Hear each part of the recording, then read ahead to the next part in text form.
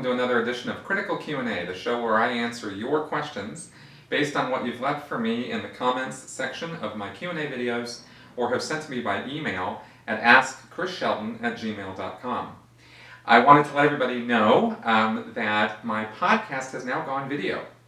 As of yesterday, the posting of my Sensibly Speaking episode number 25 was filmed, videoed right here on camera.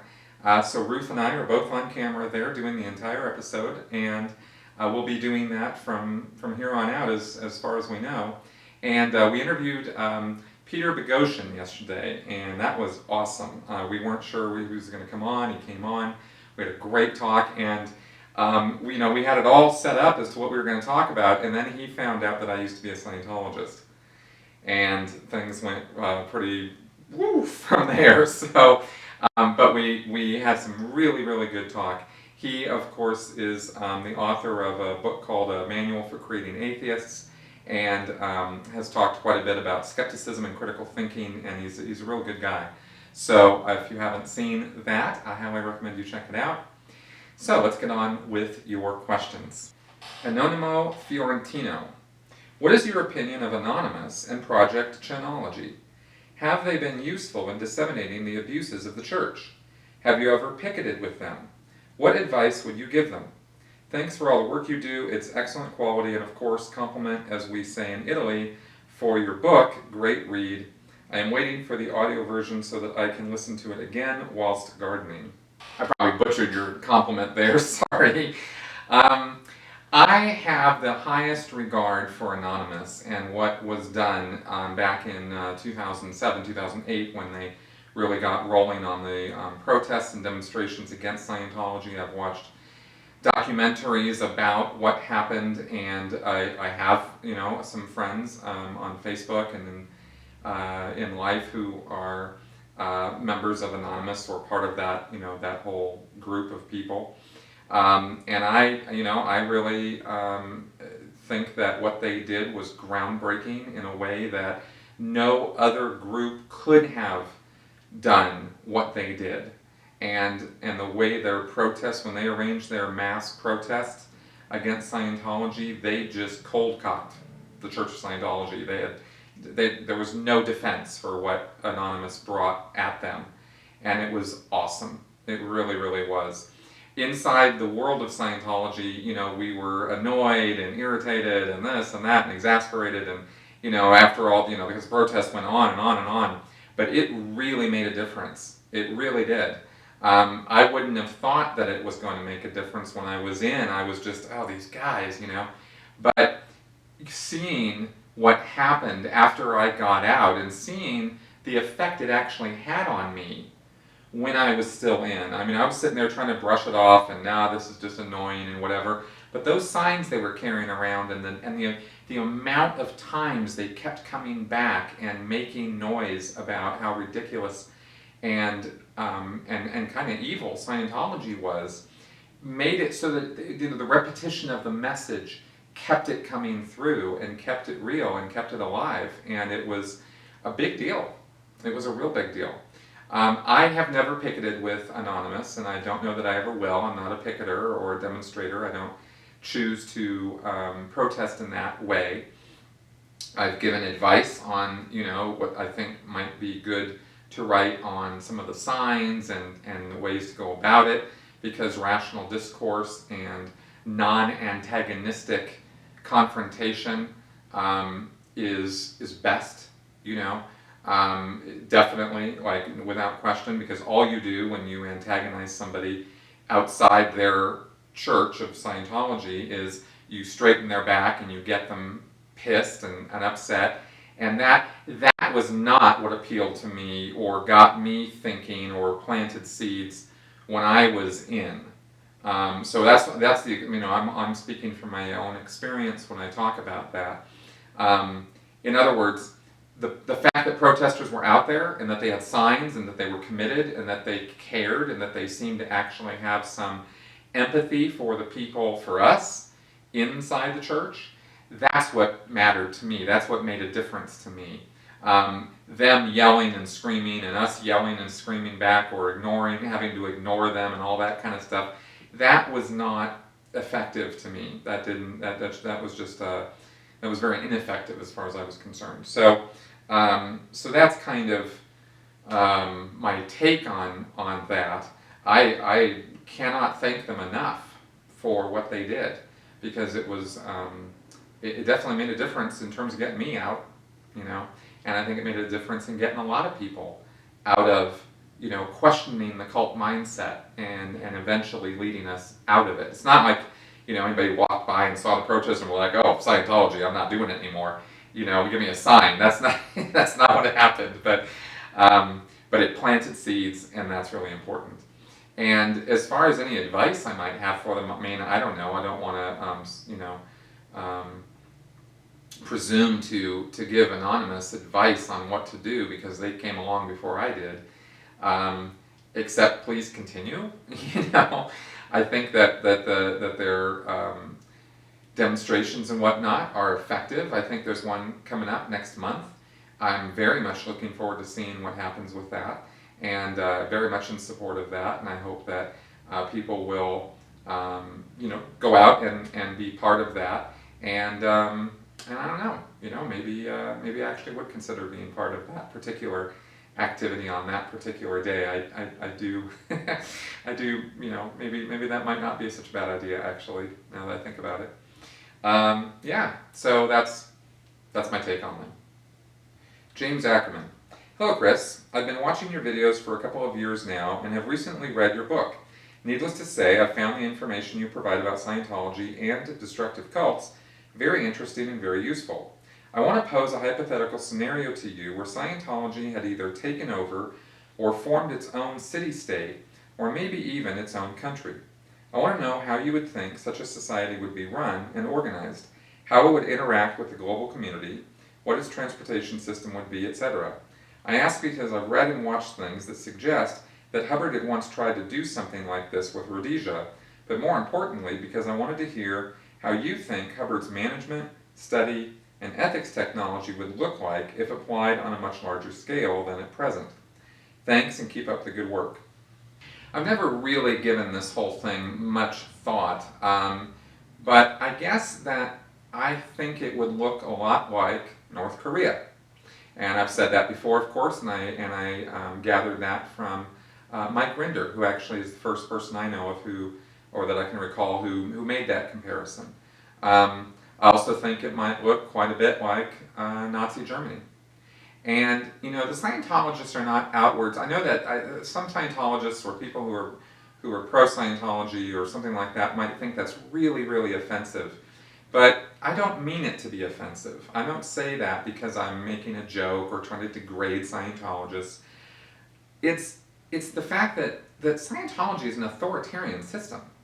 And it is a high control group that engages in real thought control and thought-stopping techniques in order to forward its message and keep people involved with it. So you have things like the Office of Special Affairs, which is akin to or analogous to the Gestapo. And you have things like disconnection and shunning. That is a destructive practice. It is thought-stopping and thought control to run that on people. You are either with us or you are against us. It's black and white. And if you're going to run, if you think about what would it look like if a city or a country operated that way, well, look at North Korea, right? Here you have a country where you have a leader who is analogous to David Miscavige in many ways, both height, attitude, arrogance, that sort of thing. He's kind of this little bully. And when you look at the political situation in North Korea, you understand that he kind of has to posture and has to make himself puffed up and look much more dangerous than he actually is, because he's surrounded by countries, or very near countries who are really dangerous, right? Who really do have military might. So there's that aspect of it, but don't get me wrong, I'm not justifying, this guy's, arrogance or insanity, or the way that they treat their citizens, right? This sort of false veneer the lies that have to be told to the citizens and to the rest of the world in order to continue a totalitarian regime like that are never anything else but destructive to its citizenry. So if you're gonna, and then you have, like, for example, you have the Nazis, right? Lots of propaganda would be the order of the day.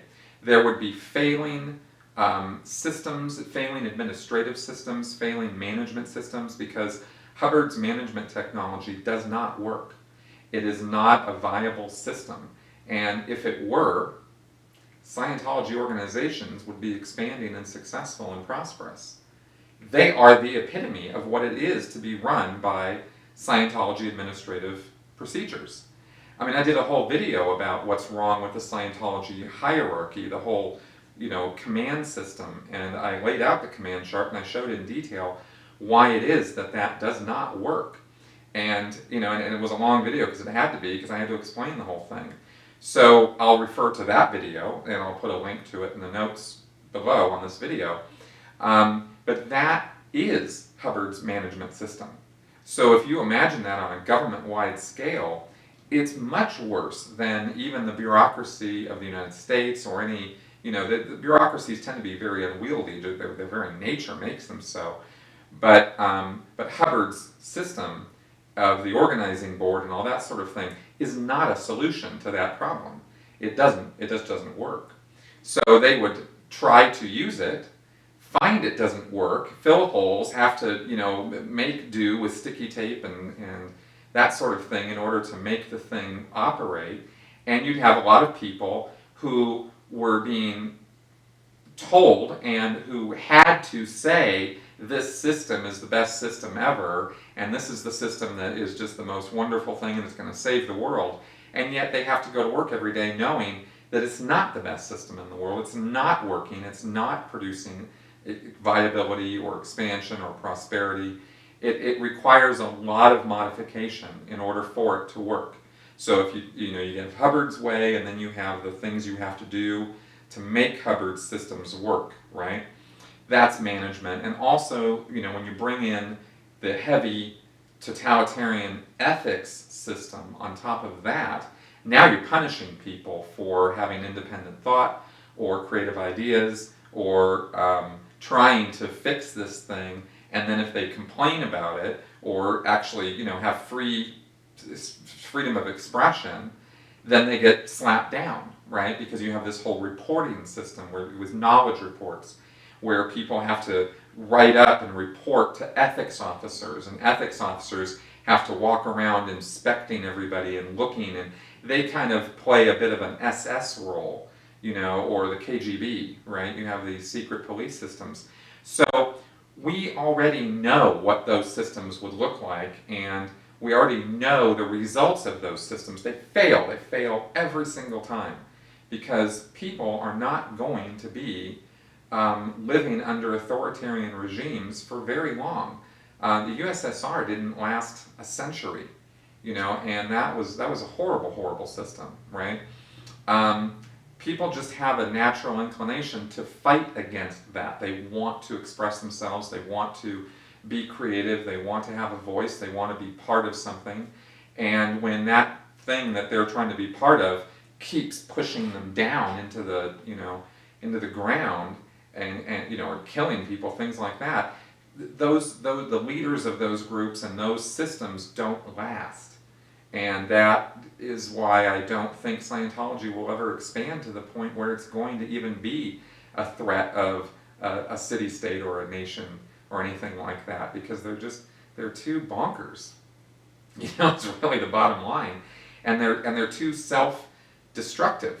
Their organizations don't last, their systems don't work. So the whole thing is just sort of doomed from the beginning. And again, also, as I've laid out in my videos, the system of Scientology itself has destruction, its own destruction, built into its DNA. So that's my take on that. Xenu Hiltunen. Chris, are Scientology orgs able to do budgeting or financial planning? Yeah, every week. Every church of Scientology has its executives meet every week, and they do what's called financial planning. They have a meeting, and it's called financial planning, or FP. And they decide, based on the week's income, where that week is going to go, where the money is going to go from that week. There are certain percentages that are sent up to management. Those are called payments to flag, or payment management payments. And those percentages come right off the top, and they get sent up. And there's a person in the church, the flag banking officer, who's usually a Sea Org member, and his job is to take that money and shuttle it up, right?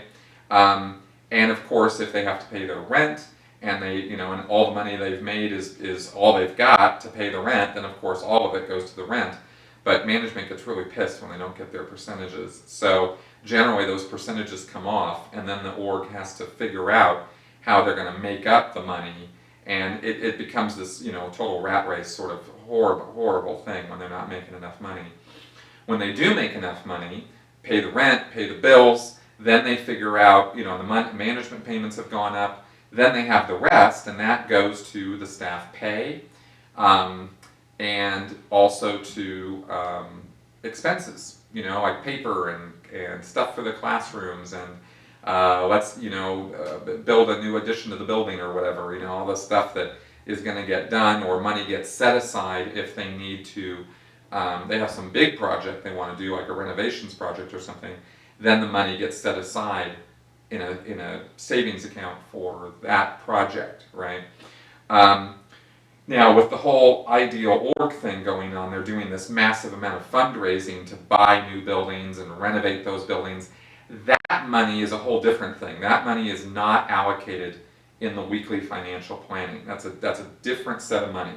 So when I'm talking about doing renovations on a building or something, that money is separately fundraised and is never part of this weekly allocation that the org does its financial planning around. Okay, so let's not confuse those two things. Generally speaking, with the amount of income that a Church of Scientology makes and the percentages that come off and that sort of thing, they're barely able to squeak by with paying their bills, paying the staff a tiny little amount of money, and paying their percentages, right? And as I've said before, the money goes up, it never comes back down, right? Very, very rarely will money come back down the line to the local churches in order to help them with some situation or problem, or something like that. And if it does have to come down, then there's hell to pay, and there's going to be a lot of consequences to that. So, in other words, the executives of that organization are going to get in a lot of trouble, and they're going to be subject to maybe being removed from their post, or they're going to be doing justice actions and whatnot internally in Scientology because they caused management to have to bail them out and pay money down the line to handle what they're supposed to be handling, right? It's very, very iron fist when it comes to money in Scientology. They don't screw around at all when it comes to the money. So that's that. VSGL. Love your videos, very informative. Hypothetical. This month is the 30th anniversary of LRH's death.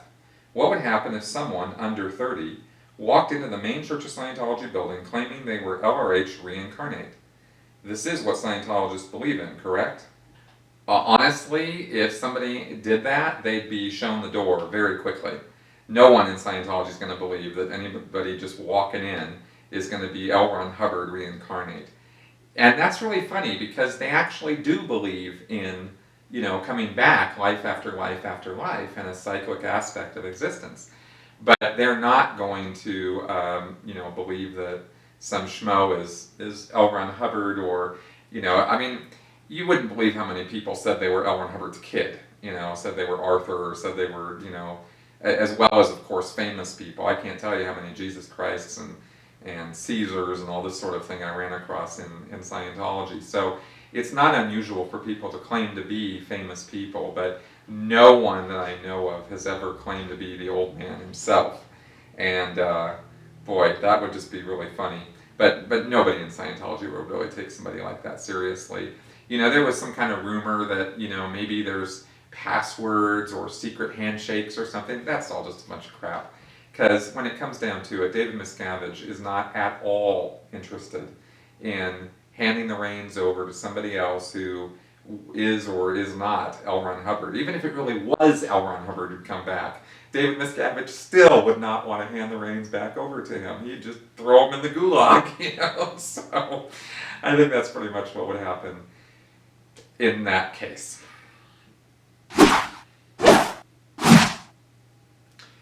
And it's time for Flash Answers. CGY Punk. Did L. Ron Hubbard have something against dentists?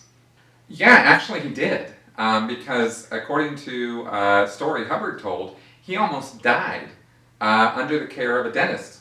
I think it was in his 20s that happened. And he had this whole out-of-body experience, and I actually talk about it in my book, because that's how he ended up writing a book called The One Command, or The Dark Sword, or Excalibur. And that was the forerunner to Dianetics and Scientology. And that all happened back in the 30s. So Hubbard definitely had a fear of dentists after that. And he didn't really talk about it. I'm assuming a little bit here, but as I understand it, yeah, he actually didn't like dentists at all. Grand Fabrica. Do you know whatever happened to Martin Samuels, the head of Cosmod and Delphi? That's the group I was involved in for years, and I never got the full story. Thanks. I've been sitting on this question for quite a while because I have no idea, and I haven't found out. Martin Samuels is a name that has not crossed my path in the last 2 years or so that I've been speaking out about Scientology, and I guess I just didn't get interested enough to go research it or find out.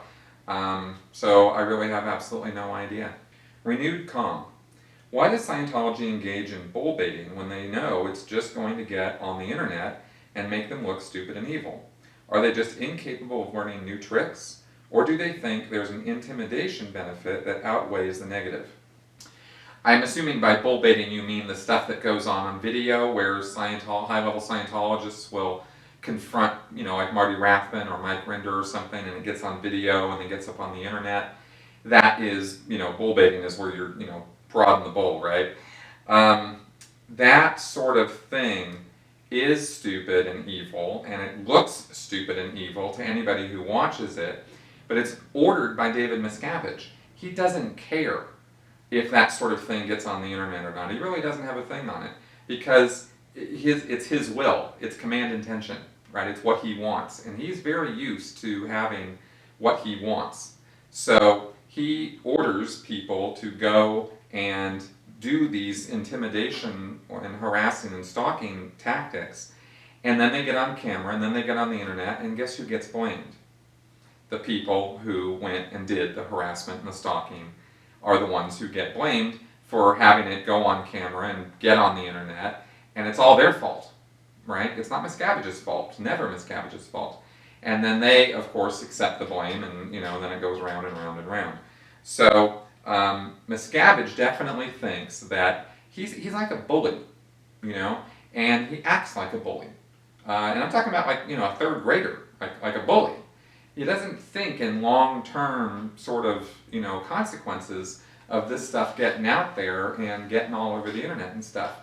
I think we'll see less and less and less of that sort of thing as time goes on, because it has had such negative consequences on the church, and of course all the critics now know that, if they're confronted by, some guy who's harassing and stalking them, definitely get the camera out, and video that. I know I certainly would.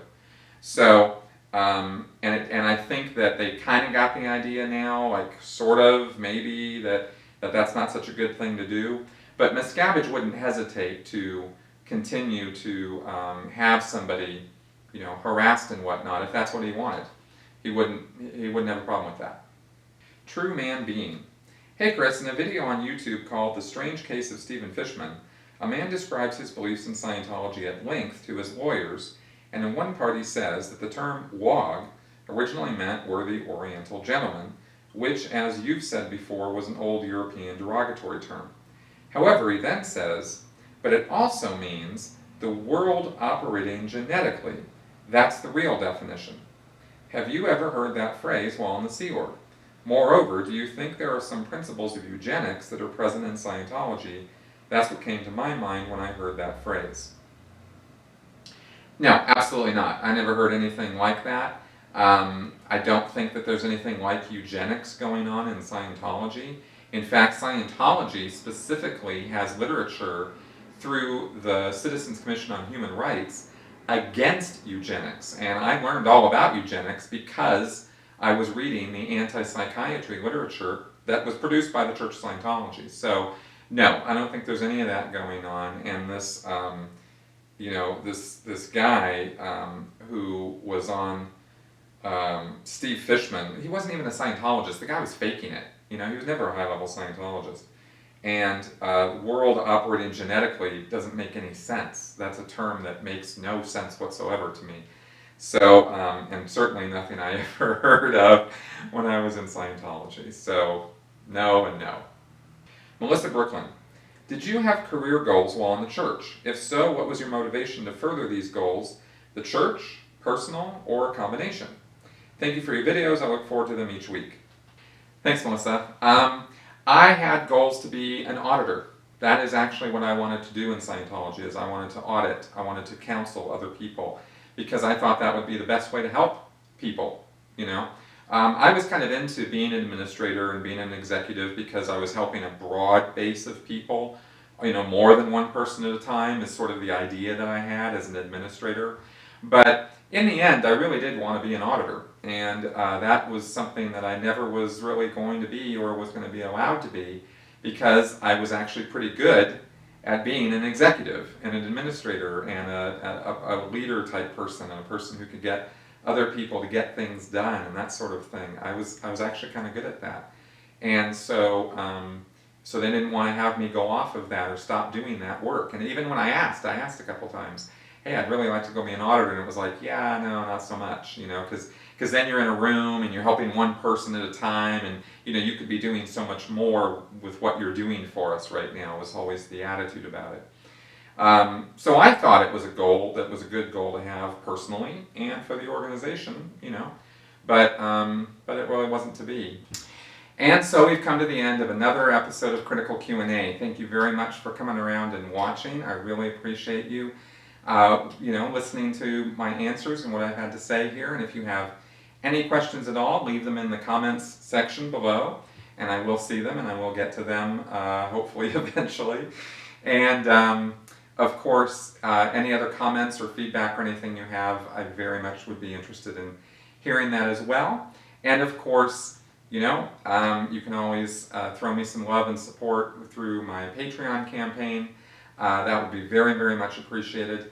I recently made a video for my Patreon followers that kind of give them a little bit of an inside scoop on some plans and whatnot that I have for this year, and I'm gonna try to keep that sort of thing going.